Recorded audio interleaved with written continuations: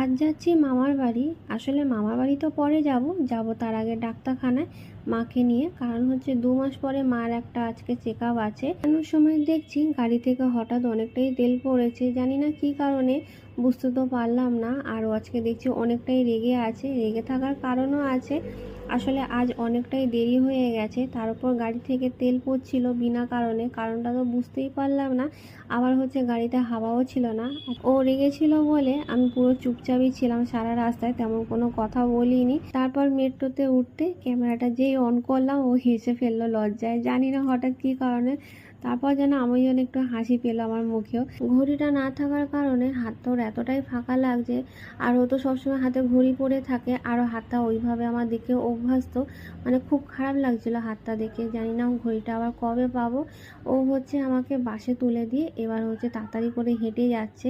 মানে হাঁটা দেখে বুঝতে পারছো যে কত তাড়াতাড়ি হেঁটে যাচ্ছে, দেরি অনেকটাই হয়ে গেছে। আবার এদিকে ফোঁটা ফোঁটা বৃষ্টি পড়াও শুরু হয়ে গেছে।